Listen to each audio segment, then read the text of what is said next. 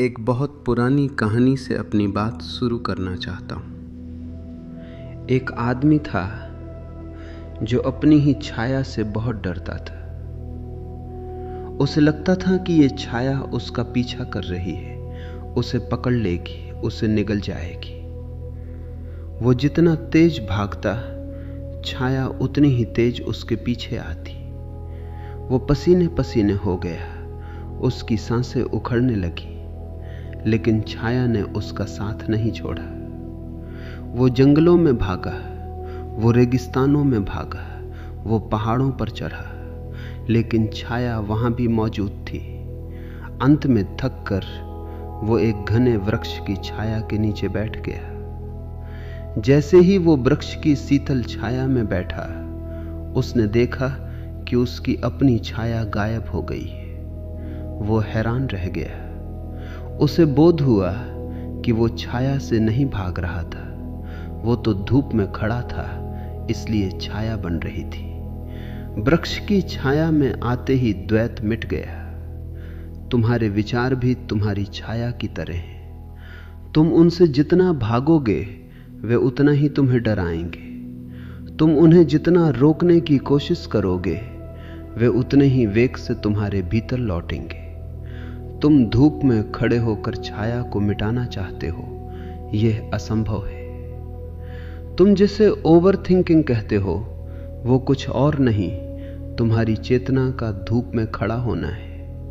तुम भविष्य की चिंता में जले जा रहे हो, तुम अतीत के पछतावे में झुलस रहे हो, और फिर तुम कहते हो कि ये विचार रुकते क्यों नहीं। विचार रुकेंगे भी नहीं, क्योंकि तुमने उन्हें रोकने के लिए जो कर्ता पैदा किया है, वो कर्ता स्वयं एक विचार है। तुम कहते हो मैं सोच रहा हूं, यही सबसे बड़ी भूल हो जाती है। तुम नहीं सोच रहे हो, सोच अपने आप चल रही है। जैसे तुम्हारा दिल धड़क रहा है, जैसे तुम्हारी सांसें चल रही हैं, वैसे ही तुम्हारा मस्तिष्क विचार कर रहा है। ये एक जैविक मशीन है, लेकिन तुमने इस मशीन के साथ तादाद में बना लिया है। तुमने मान लिया है कि मैं विचार हूं, और जब तुम मान लेते हो कि तुम विचार हो, तो तुम उनके जाल में फंस जाते हो। फिर एक विचार दूसरे को जन्म देता है, दूसरा तीसरे को, और ये अंतहीन सिलसिला चलता रहता है। विचारों का स्वभाव है कि वे अकेले नहीं आते, वे हमेशा भीड़ में चलते हैं। जैसे ही तुम एक विचार को पकड़ते हो, वो अपने पूरे कुनबे को साथ ले आता है। तुम बिस्तर पर लेटे हो, नींद आने वाली है, और अचानक एक विचार आता है कि कल ऑफिस में क्या होगा। बस द्वार खुल गया। अब उस एक विचार के पीछे हजार विचार कतार में खड़े, और तुम उन विचारों के साथ लड़ने लगते हो। तुम कहते हो मुझे नहीं सोचना है, मुझे सोना है। लेकिन जैसे ही तुम कहते हो मुझे नहीं सोचना है, तुम एक और विचार पैदा कर देते हो। अब तुम दोहरी मुसीबत में हो। एक तरफ वे विचार हैं जो चल रहे हैं, और दूसरी तरफ तुम्हारा ये विचार कि मुझे नहीं सोचना है। ये ऐसा ही है जैसे कीचड़ को साफ करने के लिए तुम उसमें और पानी डाल रहे हो, या उसे अपने हाथों से साफ करने की कोशिश कर रहे हो। तुम जितना हाथ चलाओगे, कीचड़ उतना ही ज्यादा फैलेगा। कीचड़ को साफ करने का एक ही तरीका है, किनारे खड़े हो जाओ और उसे बैठने दो। मस्तिष्क एक कंप्यूटर की तरह है, एक बहुत विकसित यंत्र। इस यंत्र का काम है जानकारी को इकट्ठा करना और जरूरत पड़ने पर उसे पेश करना। लेकिन तुमने इस यंत्र को अपना मालिक बना लिया है। तुम 24 घंटे इस यंत्र का इस्तेमाल कर रहे हो, बल्कि सच तो यह है कि यह यंत्र तुम्हारा इस्तेमाल कर रहा है। तुम कभी खाली नहीं बैठ सकते। तुम जब अकेले होते हो तो तुम्हें घबराहट होती है, क्योंकि अकेलेपन में तुम्हें अपने विचारों का सोनाई देने लगता है। भीड़ में वो शोर दब जाता है, इसलिए तुम भीड़ खोजते हो, तुम मनोरंजन खोजते हो, तुम काम खोजते हो, ताकि तुम उन विचारों से बच सको। लेकिन भागने से कभी कोई समस्या हल नहीं हुई। भागना केवल टालना है, और जिसे तुम टालते हो वो और भी विकराल होकर तुम्हारे सामने खड़ा हो जाता है। तुम्हें समझना होगा कि विचार क्या है। विचार केवल विद्युत तरंगे हैं। वे केवल स्मृति की प्रतिध्वनि है। उनका तुम्हारे वास्तविक स्वरूप से कोई लेना देना नहीं है। तुम एक दर्पण की तरह हो। दर्पण के सामने से जो भी गुजरता है, दर्पण उसे झलकाता है। अगर सामने से कोई कुरूप व्यक्ति गुजरता है तो दर्पण कुरूप नहीं हो जाता। अगर सामने से कोई सुंदर व्यक्ति गुजरता है तो दर्पण सुंदर नहीं हो जाता। दर्पण केवल गवाह है। लेकिन तुम्हारी समस्या यह है कि तुम दर्पण के सामने आने वाली छवियों को पकड़ना चाहते हो। तुम सुंदर छवियों को रोक लेना चाहते हो और कुरूप छवियों को धक्का देकर बाहर निकालना चाहते हो। और इसी खींचतान में तुम अपना दर्पण होना भूल गए हो। तुम उन छवियों के साथ एक हो गए हो। तुम सोचते हो कि तुम वही हो जो दर्पण में दिखाई दे रहा है। ओवर थिंकिंग का अर्थ है कि तुम्हारा दर्पण बहुत ज्यादा धूल से भर गया है, और वो धूल कुछ और नहीं, तुम्हारी अधूरी इच्छाएं हैं, तुम्हारे दबे हुए क्रोध हैं, तुम्हारी अधूरी वासनाएं हैं। जो कुछ भी तुमने पूरा नहीं किया वो तुम्हारे मस्तिष्क के दरवाजे पर दस्तक दे रहा है। तुम अतीत में जी रहे हो क्योंकि वहां कुछ अधूरा रह गया है। तुम भविष्य में जी रहे हो क्योंकि तुम वहां कुछ पूरा करना चाहते हो। वर्तमान में तुम हो ही नहीं, और जो वर्तमान में नहीं है उसका मस्तिष्क कभी शांत नहीं हो सकता। शांति केवल अभी और यही में संभव है। विचार या तो बीते हुए कल के बारे में होते हैं या आने वाले कल के बारे में। क्या तुमने कभी वर्तमान का कोई विचार देखा है? जैसे ही तुम वर्तमान में होते हो, विचार विदा हो जाते हैं। मौन वर्तमान का स्वभाव है। लोग मुझसे पूछते हैं कि ध्यान कैसे करें ताकि विचार रुक जाएं। मैं उनसे कहता हूं, विचारों को रोकने की कोशिश मत करो। जिसने भी रोकने की कोशिश की वो पागल हो गया। तुम विचारों को नहीं रोक सकते। तुम केवल अपनी जागरूकता बढ़ा सकते हो। जैसे ही जागरूकता बढ़ती है, विचार अपने आप विदा होने लगते हैं। इसे एक उदाहरण से समझो। तुम एक सड़क के किनारे खड़े हो और ट्रैफिक गुजर रहा है। तुम केवल देख रहे हो। एक लाल कार गुजरी, एक नीली कार गुजरी, एक ट्रक गुजरा। तुम किसी कार को रोकने की कोशिश नहीं कर रहे। तुम किसी कार के पीछे भाग नहीं रहे। तुम बस तटस्थ होकर देख रहे हो। इसे मैं साक्षी भाव कहता हूं। लेकिन अगर तुम किसी कार के पीछे भागने लगो या किसी ड्राइवर से झगड़ा करने लगो तो तुम ट्रैफिक में फंस जाओगे। फिर तुम ये नहीं कह सकते कि सड़क पर बहुत शोर है। शोर सड़क पर नहीं है, तुम सड़क के बीच में खड़े हो गए हो। ओवर थिंकिंग तब होती है जब तुम साक्षी भाव खो देते हो। तुम विचार के साथ बहने लगते हो। एक विचार आया कि तुम असफल हो जाओगे और तुम उस विचार के साथ पूरी यात्रा पर निकल गए। तुमने देख लिया कि तुम गरीब हो गए हो। लोग तुम पर हंस रहे, तुम सड़क पर आ गए हो। यह सब तुम्हारी कल्पना में घट रहा है, लेकिन तुम्हारा शरीर उसे सच मान रहा है। तुम्हारी धड़कनें तेज हो जाती हैं, तुम्हें पसीना आने लगता है। क्यों? क्योंकि तुम्हारी चेतना ने उस विचार को सच मान लिया है। विचार में अपनी कोई शक्ति नहीं होती, शक्ति तुम देते हो। तुम अपनी ऊर्जा उन विचारों में डालते हो, इसलिए वे तुम्हें डराने लगते हैं।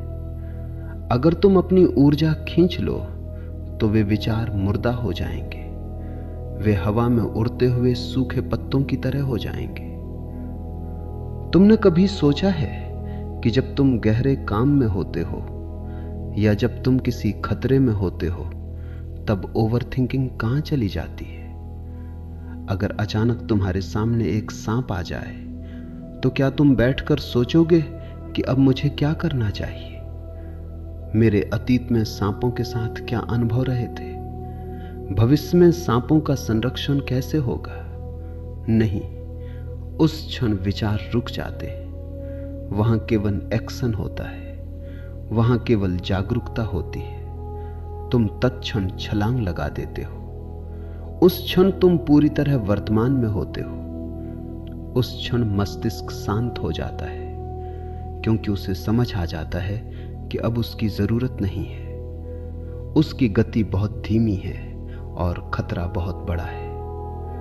जागरूकता मस्तिष्क से कहीं ज्यादा तेज है, लेकिन तुम अपना जीवन ऐसे जी रहे हो जैसे कोई खतरा ही ना हो, या फिर जैसे सब कुछ तय हो। तुम सुरक्षा खोज रहे हो, और सुरक्षा की ये खोज ही सबसे बड़ी असुरक्षा है।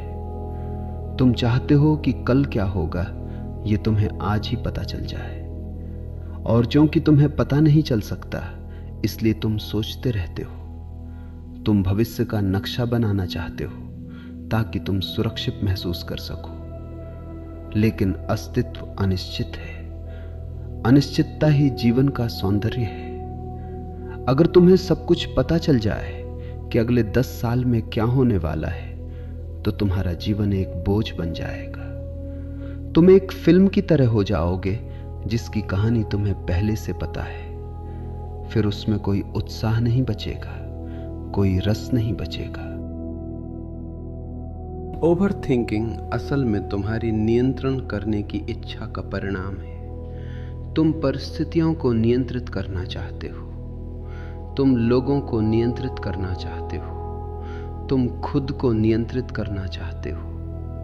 और जब तुम देखते हो कि चीजें तुम्हारे हिसाब से नहीं हो रही हैं तो तुम परेशान हो जाते हो। तुम फिर से सोचना शुरू करते हो कि कहां गलती हुई, कैसे ठीक किया जाए। तुम एक ही वृत्त में घूम रहे हो। तुम एक कोल्हू के बैल की तरह हो जो सोचता है कि वो बहुत लंबी यात्रा कर रहा है, लेकिन शाम को जब उसे खोला जाता है तो वो वहीं खड़ा होता है जहां से सुबह चला था। तुम्हारी सोच तुम्हें कहीं ले नहीं जाती, वो केवल तुम्हें थका देती है, और थका हुआ मस्तिष्क और भी ज्यादा बीमार विचार पैदा करता है। एक बात गहराई से समझ लो, मस्तिष्क एक बहुत अच्छा नौकर है लेकिन बहुत बुरा मालिक है, और तुमने उसे सिंहासन पर बिठा दिया है। तुमने अपनी पूरी शिक्षा व्यवस्था को केवल मस्तिष्क को प्रशिक्षित करने में लगा दिया है। तुमने हृदय को भुला दिया, तुमने आत्मा को भुला दिया। तुम्हारी पूरी सभ्यता सोचने पर टिकी है। मैं सोचता हूं इसलिए मैं हूं, ये देकार्त ने कहा था। मैं कहता हूं ये बिल्कुल गलत है। जब तुम नहीं सोचते तब तुम वास्तव में होते हो। जब सोच बंद होती है तब तुम्हारी सत्ता का उदय होता है। सोच तो केवल एक पर्दा है। जैसे बादलों के पीछे सूरज छिपा होता है, वैसे ही विचारों के पीछे तुम्हारा वास्तविक होना छिपा है। बादल आते जाते रहते हैं, सूरज वहीं रहता है, लेकिन तुमने बादलों को ही आसमान मान लिया है। ओवरथिंकिंग से बचने के लिए तुम्हें अपनी ऊर्जा के केंद्र को बदलना होगा। अभी तुम्हारी सारी ऊर्जा सिर में इकट्ठा हो गई है। तुम एक भारी सिर वाले मनुष्य हो गए हो जिसके पैर बहुत कमजोर हैं। तुम्हें अपनी ऊर्जा को सिर से नीचे उतारकर हृदय में और फिर नाभि में ले जाना होगा। जब तुम सांस लेते हो तो क्या तुम महसूस करते हो कि तुम्हारी नाभि हिल रही है? ज्यादातर लोग केवल छाती से सांस लेते हैं, वे उथली सांस लेते हैं। गहरी सांस का मतलब है कि तुम अपने अस्तित्व की जड़ों तक जा रहे हो। जितना तुम अपनी जड़ों से जुड़ोगे उतना ही तुम्हारा सिर हल्का होगा। विचारों से लड़ने की कोई जरूरत नहीं है। जो लड़ता है वो हार जाता है। तुम्हें केवल तटस्थ होकर उन्हें देखना है। जैसे तुम एक फिल्म देख रहे हो। फिल्म में कोई मरता है तो तुम रोने नहीं लगते। अगर तुम्हें याद रहे कि यह केवल एक फिल्म है, लेकिन अगर तुम भूल जाओ और पर्दे की कहानी के साथ जुड़ जाओ तो तुम दुखी होगे। ध्यान का अर्थ यही है, पर्दे और खुद के बीच की दूरी को पहचानना। ये फासला ही मुक्ति है। जब विचार आए तो उसे एक लेबल लगा दो। कहो एक विचार आया। उसे मेरा विचार मत कहो। कहो मस्तिष्क में एक लहर उठी और उसे गुजर जाने दो। न उसका स्वागत करो, न उसे धक्का दो, बस उसे देखो। तुम देखोगे कि जैसे ही तुम देखना शुरू करते हो, विचार की गति कम होने लगती है और एक क्षण ऐसा आता है जब दो विचारों के बीच एक खाली जगह पैदा होती है। वो जो अंतराल है, वो जो गैप है, वही तुम्हारी असली पहचान है।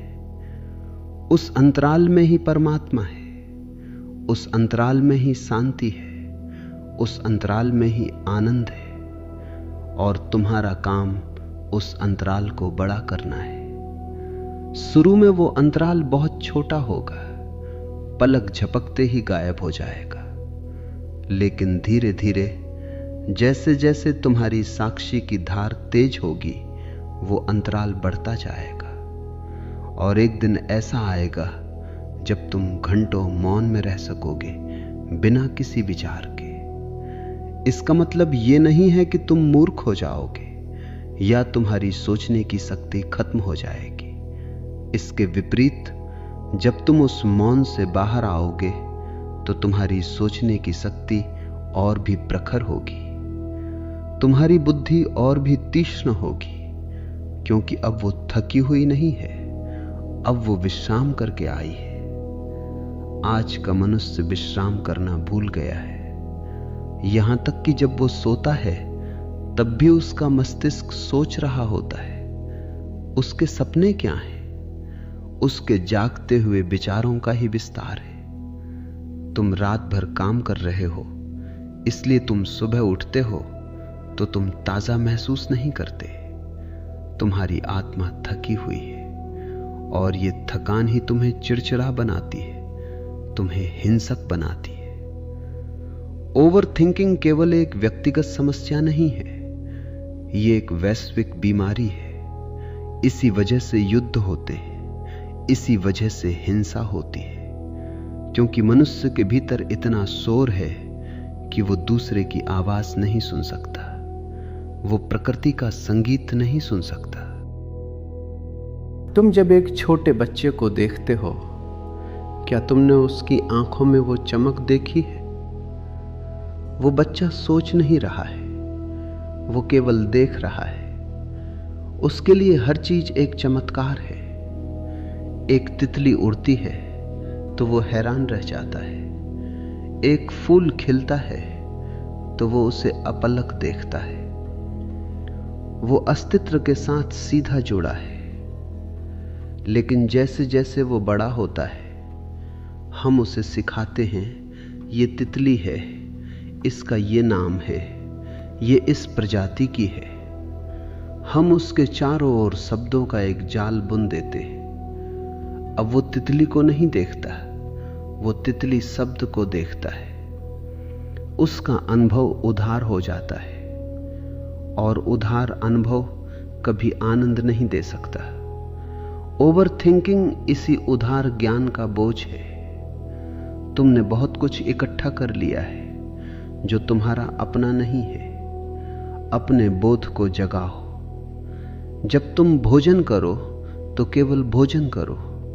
उस स्वाद को महसूस करो, उस गंध को महसूस करो। विचारों को बीच में मत आने दो। अगर विचार आए तो उसे कहो, अभी मैं भोजन कर रहा हूं, बाद में आना। उसे टालना सीखो। जब तुम चल रहे हो तो महसूस करो कि तुम्हारे पैर जमीन को छू रहे हैं, हवा तुम्हारे चेहरे से टकरा रही है। वर्तमान क्षण के प्रति संवेदनशील बनो। जितना तुम अपनी इंद्रियों को सक्रिय करोगे उतना ही तुम्हारा विचार तंत्र शांत होगा। विचार और इंद्रियां विपरीत दिशाओं में काम करती हैं। जो व्यक्ति पूरी तरह अपनी इंद्रियों में होता है वो कभी ओवर थिंकिंग नहीं कर सकता। विचारों का रुकना कोई घटना नहीं है, ये एक समझ है। ये समझ कि मैं विचार नहीं हूं। जैसे ही ये बिजली की तरह तुम्हारे भीतर कौंध जाता है कि मैं तो वो हूं जो देख रहा है, वैसे ही सब कुछ बदल जाता है। फिर विचार चलते रहे, तुम्हें कोई फर्क नहीं पड़ता। वे तुम्हें परेशान नहीं करते। वे तुम्हारे भीतर से गुजरते हैं जैसे आकाश से बादल गुजरते हैं। आकाश अछूता रहता है, तुम भी अछूते रहोगे। तुम्हारी जो ओवरथिंकिंग की समस्या है वो समस्या नहीं है, वो केवल एक संकेत है कि तुम अपने केंद्र से बहुत दूर आ गए हो। तुम अपनी परिधि पर जी रहे हो। वापस लौट आओ। अपनी नाभि पर ध्यान केंद्रित करो। रात को सोने से पहले अपने दोनों हाथ नाभि पर रखो और अपनी सांसों को महसूस करो। देखो कि कैसे तुम्हारा पूरा अस्तित्व एक लय में धड़क रहा है। उस धड़कन के साथ एक हो जाओ।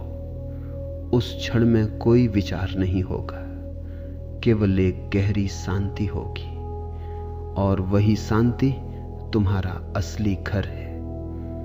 तुम वहां से आए हो और तुम्हें वहीं लौट जाना है। बीच का ये जो शोर है ये केवल एक सराय है, इसे बहुत ज्यादा महत्व मत दो। लोग कहते हैं कि हम बहुत व्यस्त हैं, हमारे पास सोचने के अलावा कोई चारा नहीं है। मैं कहता हूं तुम जितने व्यस्त हो तुम्हें उतने ही ज्यादा मौन की जरूरत है। व्यस्तता शरीर की हो सकती है, काम की हो सकती है, लेकिन आत्मा को व्यस्त होने की कोई जरूरत नहीं है। तुम अपना काम ऐसे कर सकते हो जैसे तुम एक नाटक में हिस्सा ले रहे हो। तुम अपना पूरा रोल निभाओ, पूरी कुशलता से निभाओ, लेकिन भीतर से जानते रहो कि यह केवल एक अभिनय है। जैसे ही तुम जीवन को एक खेल की तरह लेते हो, गंभीरता विदा हो जाती है और ओवरथिंकिंग गंभीरता की संतान है। तुम चीजों को बहुत ज्यादा सीरियसली ले रहे हो।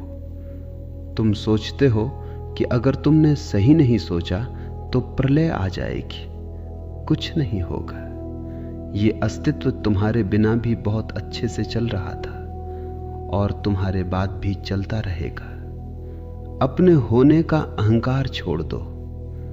जब तुम अस्तित्व पर भरोसा करना शुरू करते हो तो सोचना बंद हो जाता है। विश्वास का अर्थ है मुझे नहीं पता कि कल क्या होगा, लेकिन जो भी होगा वो शुभ होगा। ये भरोसा ही तुम्हें उस बोझ से मुक्त करता है। तुम अभी खुद को बचाने की कोशिश कर रहे हो। तुम सोचते हो कि तुम अकेले हो और तुम्हें अपनी रक्षा करनी है। नहीं, तुम अकेले नहीं हो। तुम इस विराट ब्रह्मांड के एक हिस्से हो। वही ऊर्जा जो सितारों को चला रही है, वही ऊर्जा तुम्हारे भीतर भी बह रही है। उस पर छोड़ दो, उसे बहने दो। ओवर थिंकिंग असल में एक प्रतिरोध है। तुम जीवन के प्रवाह को रोक रहे हो। तुम अपनी छोटी सी बुद्धि से उस विराट बुद्धिमत्ता को चुनौती दे रहे हो। ये ऐसा ही है जैसे एक छोटी सी बूंद सागर को बताने की कोशिश करे कि उसे कैसे बहना चाहिए। गिर जाओ सागर में। बूंद बन के रहोगे तो हमेशा डर रहेगा कि कोई तुम्हें पी ना जाए या तुम सूख ना जाओ। लेकिन जैसे ही तुम सागर में गिरते हो तुम सागर हो जाते हो।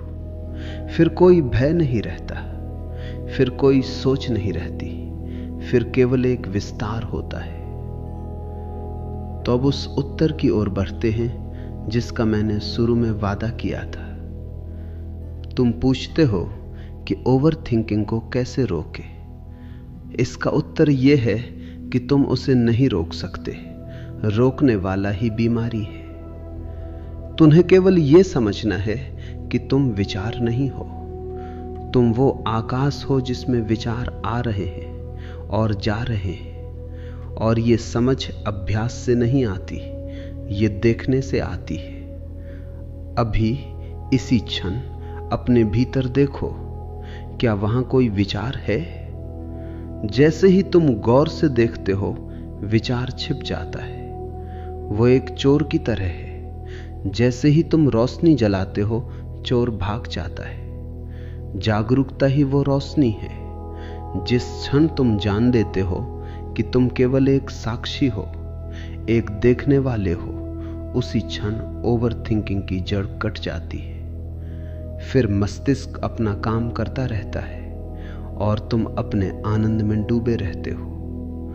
विचार आते हैं जैसे मेहमान आते हैं, उनका सत्कार करो, लेकिन उन्हें घर का मालिक मत बनने दो, उन्हें अपने ऊपर हावी मत होने दो। तुम स्वामी हो, अपनी स्वामिता को पहचानो। और ये स्वामिता किसी संघर्ष से नहीं, बल्कि एक गहरे विश्राम और आत्मबोध से आती है। उस साक्षी भाव को और गहराई से समझने के लिए एक और छोटी सी घटना की कल्पना करो। एक व्यक्ति एक नदी के किनारे खड़ा है। नदी बहुत तेज बह रही है, उसमें बहुत शोर है, कचरा भी बह रहा है, फूल भी बह रहे हैं। वो व्यक्ति नदी को देख रहा है। वो केवल किनारे पर खड़ा है, उसे नदी से कोई लेना देना नहीं है। वो न तो कचरे को साफ करने के लिए नदी में उतरता है और न ही फूलों को पकड़ने की कोशिश करता है। वो बस खड़ा है। उस खड़े होने में ही एक गरिमा है, एक शांति है। तुम्हारे विचार भी एक नदी की तरह है। समस्या तब शुरू होती है जब तुम किनारे को छोड़कर नदी में छलांग लगा देते हो। तुम सोचते हो कि नदी में उतरकर तुम उसे शांत कर दोगे, तुम उसे रोक लोगे। लेकिन जैसे ही तुम नदी में उतरते हो, तुम खुद भी उस प्रवाह का हिस्सा बन जाते हो। अब तुम बह रहे हो। अब तुम दृष्टा नहीं रहे, तुम दृश्य हो गए। किनारे पर वापस लौट आना ही ध्यान है। किनारे पर खड़े होकर यह देखना कि यह विचार बह रहा है, और इस तथ्य के प्रति सजग रहना कि मैं देख रहा हूं। यही ओवर थिंकिंग का अंत है। लोग अक्सर एकाग्रता और ध्यान के बीच भ्रमित हो जाते हैं। एकाग्रता का अर्थ है जबरदस्ती किसी एक चीज पर मन को टिकाना। यह एक मानसिक कसरत है, यह एक तनाव है। जब तुम एकाग्र होने की कोशिश करते हो तो तुम बाकी सब चीजों को नकारते हो, तुम लड़ रहे होते हो। ध्यान एकाग्रता नहीं है। ध्यान का अर्थ है अत्यधिक विश्राम, जहां तुम किसी चीज को नकार नहीं रहे हो, तुम बस खुले हो। तुम द्वार दरवाजे खोलकर बैठ गए हो। अब जो भी आता है आने दो। पक्षी चहचहाते हैं तो उनकी आवाज आने दो। सिर में कोई विचार आता है तो उसे आने दो, उसे रोको मत। जैसे ही तुम रोकने का प्रयास छोड़ देते हो, संघर्ष समाप्त हो जाता है। और जहां संघर्ष नहीं है, वहां ऊर्जा व्यर्थ नहीं होती। ओवर थिंकिंग तुम्हारी ऊर्जा को सोख लेती है, क्योंकि तुम लगातार भीतर एक गृहयुद्ध लड़ रहे हो। एक हिस्सा सोच रहा है, दूसरा हिस्सा उसे डांट रहा है कि मत सोचो, इस द्वंद्व को छोड़ दो। एक प्रयोग करके देखो। जब भी तुम्हें लगे कि सिर बहुत भारी हो गया है, विचारों का मेला लगा है, तो अपनी आंखें बंद करो और बस उन विचारों के प्रति जागरूक हो जाओ। उन्हें देखो, जैसे तुम रात के आकाश में टूटते तारों को देखते हो। एक विचार आया कि कल बहुत काम है, उसे देखो। एक दूसरा विचार आया कि वो व्यक्ति मुझसे नाराज क्यों है, उसे भी देखो। उनके साथ जिरह मत करो, उनसे सवाल मत पूछो, बस उन्हें गुजर जाने दो। तुम देखोगे कि जैसे जैसे तुम्हारी तटस्थता बढ़ती है, विचारों की भीड़ कम होने लगती है। विचार तभी तक टिकते हैं जब तक उन्हें तुम्हारा ध्यान मिलता है। तुम्हारा ध्यान ही उनका भोजन है। जैसे ही तुम ध्यान हटा लेते हो, वे भूख से मर जाते, वे विदा हो जाते। ओवर थिंकिंग असल में एक प्रतिरोध है। तुम जीवन के प्रवाह को रोक रहे हो। तुम अपनी छोटी सी बुद्धि से उस विराट बुद्धिमत्ता को चुनौती दे रहे हो। ये ऐसा ही है जैसे एक छोटी सी बूंद सागर को बताने की कोशिश करे कि उसे कैसे बहना चाहिए। गिर जाओ सागर में, बूंद बन के रहोगे तो हमेशा डर रहेगा कि कोई तुम्हें पी ना जाए या तुम सूख ना जाओ। लेकिन जैसे ही तुम सागर में गिरते हो, तुम सागर हो जाते हो। फिर कोई भय नहीं रहता, फिर कोई सोच नहीं रहती, फिर केवल एक विस्तार होता है। तो अब उस उत्तर की ओर बढ़ते हैं जिसका मैंने शुरू में वादा किया था। तुम पूछते हो कि ओवर थिंकिंग को कैसे रोके। इसका उत्तर यह है कि तुम उसे नहीं रोक सकते। रोकने वाला ही बीमारी है। तुम्हें केवल यह समझना है कि तुम विचार नहीं हो। तुम वो आकाश हो जिसमें विचार आ रहे हैं और जा रहे हैं। और ये समझ अभ्यास से नहीं आती, ये देखने से आती है। अभी इसी क्षण अपने भीतर देखो, क्या वहां कोई विचार है? जैसे ही तुम गौर से देखते हो, विचार छिप जाता है। वो एक चोर की तरह है। जैसे ही तुम रोशनी जलाते हो, चोर भाग जाता है। जागरूकता ही वो रोशनी है। जिस क्षण तुम जान देते हो कि तुम केवल एक साक्षी हो, एक देखने वाले हो, उसी क्षण ओवर थिंकिंग की जड़ कट जाती है। फिर मस्तिष्क अपना काम करता रहता है और तुम अपने आनंद में डूबे रहते हो। विचार आते हैं जैसे मेहमान आते हैं, उनका सत्कार करो, लेकिन उन्हें घर का मालिक मत बनने दो। उन्हें अपने ऊपर हावी मत होने दो।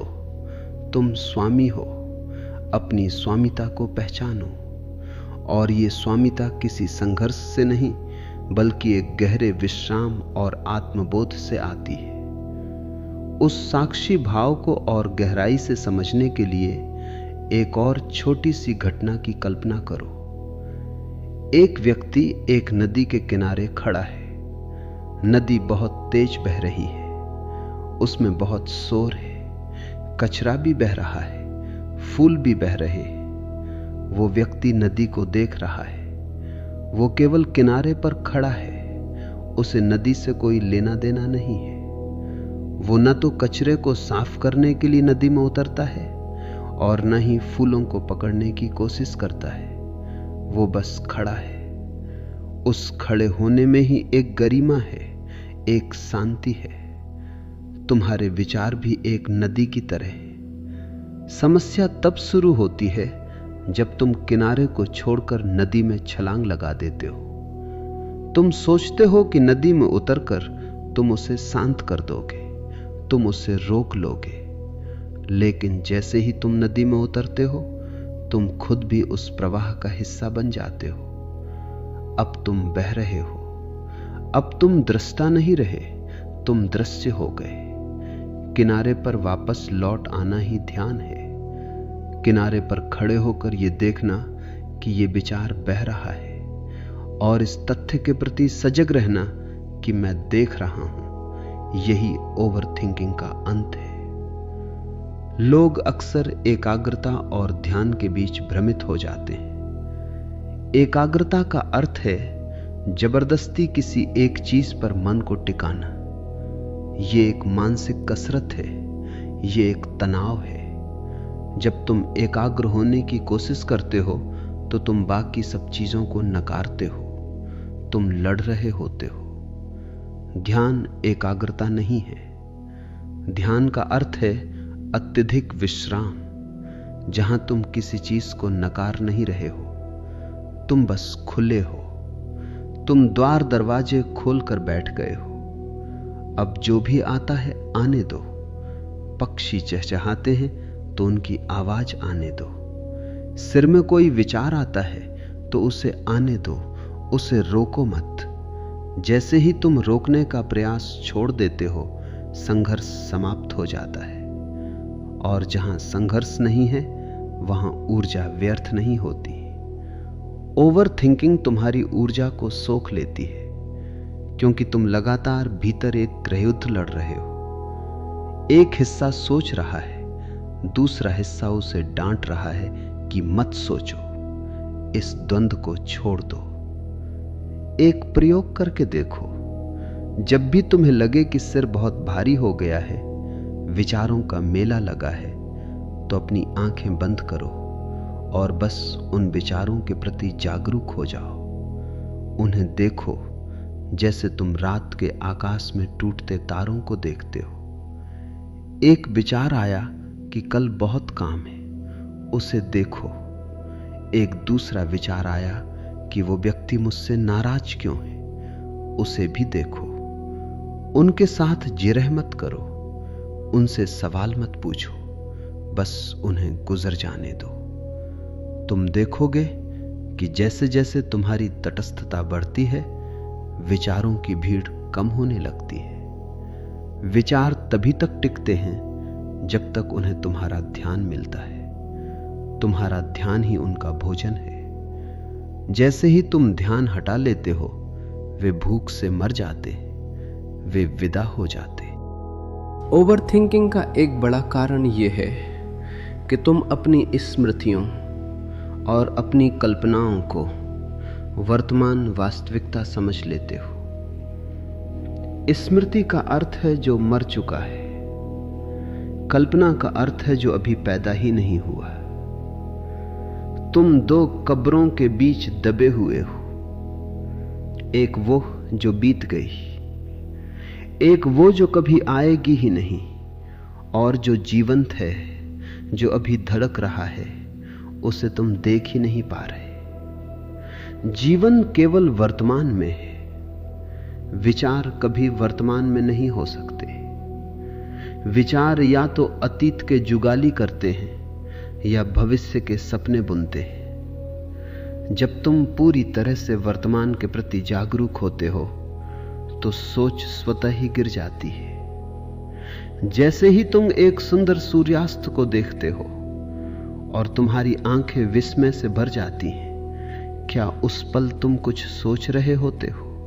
नहीं, उस पल तुम केवल होते हो। वही होना तुम्हारी मुक्ति है। सोच एक लत की तरह है। जैसे किसी को शराब की लत होती है, वैसे ही तुम्हें सोचने की लत है। तुम्हें लगता है कि अगर तुम नहीं सोचोगे तो तुम खत्म हो जाओगे। तुम्हारा अहंकार सोच पर टिका है। मैं सोचता हूं इसलिए मैं हूं। अहंकार को डर लगता है कि अगर विचार रुक गए तो मैं कहां रहूंगा, क्योंकि विचार ही वो ईंटें हैं जिनसे तुम्हारे अहंकार का महल बना है। इसलिए तुम्हारा अहंकार तुम्हें हमेशा व्यस्त रखता है। वो तुम्हें कभी खाली नहीं बैठने देता। वो तुम्हें डराता है कि खाली बैठना समय की बर्बादी है, कुछ करो, कुछ सोचो। लेकिन मैं तुमसे कहता हूं, संसार का सबसे महान कृत्य है बिना किसी विचार के मौन में बैठना, क्योंकि उसी मौन में तुम अपने स्रोत से जुड़ते हो। विचारों का एक और रहस्य समझ लो, वे हमेशा अधूरे होते हैं। विचार कभी पूर्ण नहीं हो सकता। तुम किसी के बारे में सोचते हो तो तुम केवल उसकी एक छवि के बारे में सोच रहे हो। तुम उस व्यक्ति को नहीं जान रहे। शब्द कभी सत्य को व्यक्त नहीं कर सकते। तुम प्रेम शब्द के बारे में 1000 साल सोच सकते हो, लेकिन वो प्रेम का अनुभव नहीं है। अनुभव तो तब होता है जब शब्द गिर जाते हैं। ओवर थिंकिंग का मतलब है कि तुम शब्दों के ढेर के नीचे दब गए हो। तुम नक्शों को जमीन समझ बैठे हो। नक्शा जमीन नहीं है। नक्शा केवल एक इशारा है। अपनी आंखों से उस जमीन को देखो, उस हकीकत को छुओ। जब तुम अस्तित्व के साथ सीधा संपर्क बनाते हो तो मस्तिष्क शांत हो जाता है। उसे पता चल जाता है कि अब उसकी जरूरत नहीं है। अक्सर लोग सोचते हैं कि वे बहुत बुद्धिमान हैं क्योंकि वे बहुत ज्यादा सोचते हैं। ये बहुत बड़ी भ्रांति है। सोचना बुद्धिमत्ता नहीं है। सोचना तो एक यांत्रिक प्रक्रिया है। कंप्यूटर भी सोच सकता है और शायद तुमसे बेहतर सोच सकता है। बुद्धिमत्ता का अर्थ है प्रतिभा, प्रज्ञा, और प्रज्ञा तभी पैदा होती है जब मन शांत होता है। एक शांत मन ही सत्य को देख सकता है। एक अशांत मन केवल अपनी ही परछाइयां देखता है। तुम जो कुछ भी सोच रहे हो वो केवल तुम्हारे संस्कारों का प्रतिबिंब है। तुमने जो पढ़ा है, जो सुना है, जो समाज ने तुम्हें दिया है, वही तुम्हारे भीतर गूंज रहा है। इसमें नया कुछ भी नहीं है। नया तो तभी आता है जब पुराना विदा होता है। और पुराना क्या है? तुम्हारी यादें, तुम्हारी सोच। अपने शरीर के प्रति सजग बनो। जब तुम चलते हो तो क्या तुम महसूस करते हो कि तुम्हारे पैर जमीन को छू रहे हैं? जब तुम हवा को अपने चेहरे पर महसूस करते हो तो क्या तुम सचमुच वहां होते हो? ओवर थिंकिंग करने वाला व्यक्ति कभी अपने शरीर में नहीं होता। वो हमेशा अपने सिर में होता है। वो एक कटे हुए सिर की तरह जीता है। शरीर यहां है लेकिन वो कहीं और है। अपनी चेतना को वापस शरीर में लाओ। अपनी इंद्रियों को जगाओ। सूंघो, छुओ, देखो, सुनो। जितना ज्यादा तुम अपनी इंद्रियों का उपयोग करोगे उतना ही कम तुम सोचोगे। इंद्रियां तुम्हें वर्तमान से जोड़ती हैं। विचार तुम्हें वर्तमान से काटते हैं। एक बात और, विचारों को बुरा मत समझो। अगर तुम उन्हें बुरा समझोगे तो तुम उनसे नफरत करोगे, और जिससे तुम नफरत करते हो वो तुम्हारे पीछे पड़ जाता है। विचारों के प्रति मित्रता का भाव रखो। कहो, ठीक है, तुम आए हो, बैठो। जैसे तुम किसी अतिथि का स्वागत करते हो। लेकिन अतिथि को घर का मालिक मत बनने दो। उसे चाय पिलाओ और उसे जाने दो। उसे रोकने की जरूरत नहीं है।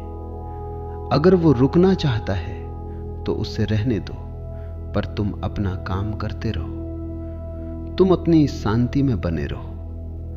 धीरे धीरे अतिथि को समझ आ जाएगा कि यहां उसकी दाल नहीं गलने वाली, और वो खुद ही चला जाएगा। ओवर थिंकिंग असल में तुम्हारी असुरक्षा का एक विज्ञापन है। तुम इतने डरे हुए हो कि तुम हर चीज का बीमा कराना चाहते हो। तुम चाहते हो कि कोई गलती ना हो जाए, लेकिन गलतियां जीवन का हिस्सा हैं।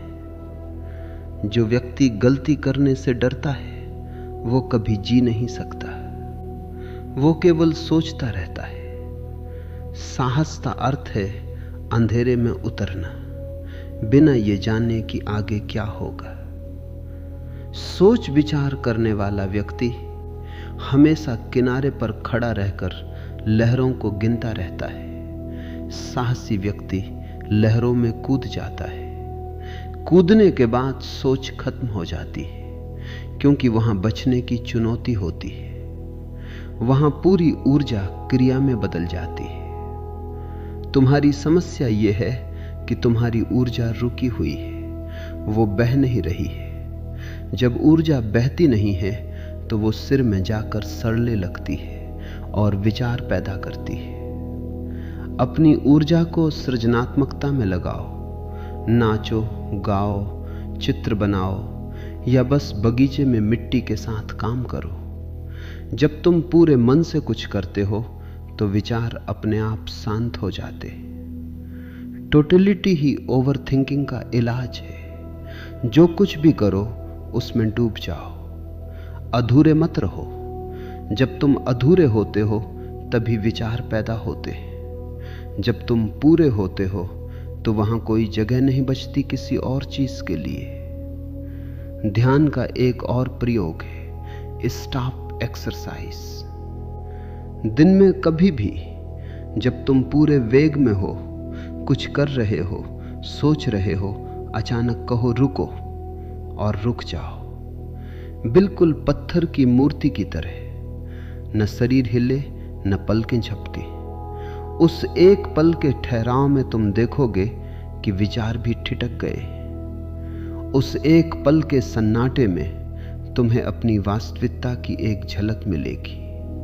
वो झलक तुम्हें बताएगी कि तुम इन सब विचारों से ऊपर हो। तुम वो आकाश हो जिसमें ये सब खेल चल रहा है।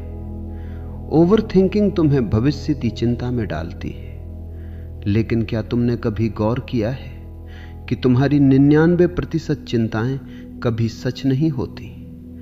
तुम व्यर्थ की चीजों के लिए परेशान हो रहे हो। तुम एक ऐसे पुल को पार करने की कोशिश कर रहे हो जो अभी बना ही नहीं है। कल की चिंता छोड़ दो। कल अपनी फिक्र खुद कर लेगा। आज जो तुम्हारे पास है उसे जी लो। आज का जो आनंद है उसे पी लो। जो आज नहीं जी सकता वो कभी नहीं जी पाएगा, क्योंकि हमेशा आज ही होगा, कल कभी नहीं आता। अपनी सांसों के प्रति जागरूक रहो। सांस एक सेतु है तुम्हारे शरीर और तुम्हारी आत्मा के बीच। जब तुम्हारा मन बहुत अशांत हो तो बस अपनी आती जाती सांस को देखो। देखो कि कैसे ठंडी हवा भीतर जा रही है और कैसे गर्म हवा बाहर आ रही है। सांस की इस लय में एक जादू है। ये तुम्हें तत्क्षण केंद्र पर ले आती है। जैसे ही तुम केंद्र पर आते हो, परिधि का शोर शांत हो जाता है। ओवरथिंकिंग परिधि पर होती है, केंद्र पर केवल मौन है। तुम अक्सर पूछते हो कि क्या कोई ऐसी बात है जिसे समझ लेने से सब ठीक हो जाएगा। हां, वो एक बात ये है, स्वीकार भाव। जो है उसे स्वीकार कर लो। अगर विचार चल रहे हैं तो स्वीकार करो कि अभी विचार चल रहे हैं। उनसे लड़ो मत। जैसे ही तुम विरोध छोड़ते हो, तुम्हारी ऊर्जा मुक्त हो जाती है। विरोध ही वो गांठ है जो तुम्हें उलझाए रखती है। स्वीकार करते ही तुम ढीले पड़ जाते हो और उस ढीलेपन में, उस लेट गो में ही सत्य का अवतरण होता है। जीवन को बहुत गंभीरता से मत लो। ये एक खेल है, एक लीला है। तुम यहां कोई परीक्षा देने नहीं आए हो। तुम यहां केवल होने के लिए आए हो। मुस्कुराओ, हंसो और अपने विचारों पर भी हंसना सीखो। जब तुम अपने विचारों पर हंसते हो तो उनकी शक्ति खत्म हो जाती है। तुम उन्हें बहुत ज्यादा महत्व दे रहे हो, इसलिए वे तुम्हें दबा रहे हो। उन्हें खिलौनों की तरह देखो। जैसे बच्चे मिट्टी के घर बनाते और फिर उन्हें तोड़ देते, वैसे ही तुम्हारा मस्तिष्क विचारों के घर बना रहा है। उन्हें गंभीरता से मत लो। तो अब उस अंतिम उत्तर की ओर बढ़ते हैं। ओवर थिंकिंग को कैसे रोकें? उत्तर यह है कि ओवर थिंकिंग कोई समस्या नहीं है जिसे सुलझाना है।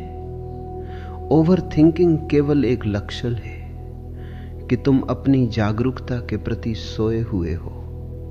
तुम जाग जाओ, अपनी स्वामिता को वापस लो। जान लो कि तुम दृष्टा हो, दृश्य नहीं। तुम आकाश हो, बादल नहीं।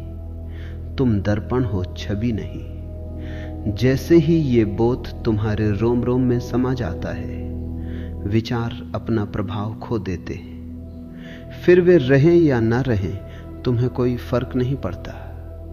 और जिसे फर्क नहीं पड़ता, वही वास्तव में स्वतंत्र है। मौन में उतरना सीखो। हर दिन कुछ समय बिल्कुल अकेले, बिना किसी काम के, बिना किसी किताब के, बिना किसी संगीत के बैठो, बस अपने साथ। शुरू में ये बहुत मुश्किल लगेगा, बहुत शोर सुनाई देगा, लेकिन अगर तुम डटे रहे, अगर तुम केवल देखते रहे, तो धीरे धीरे वो शोर कम होने लगेगा। और उस शोर के पीछे से तुम्हें वो संगीत सुनाई देगा जो अस्तित्व का संगीत है। वही संगीत तुम्हें शांति देगा, वही संगीत तुम्हें मुक्त करेगा। ओवर थिंकिंग रुकती नहीं है, वो विदा हो जाती है तुम्हारी समझ की रोशनी में। तुम बस दिया जलाओ, अंधेरा अपने आप चला जाएगा। तुम्हें अंधेरे को धक्का देने की जरूरत नहीं है। जागरूकता का दिया जलाओ, साक्षी का दिया जलाओ, और फिर तुम देखोगे कि तुम्हारा पूरा जीवन एक गीत बन गया है, एक उत्सव बन गया है। जहां पहले केवल शोर था, वहां अब एक मधुर संगीत है, और वही संगीत परमात्मा है।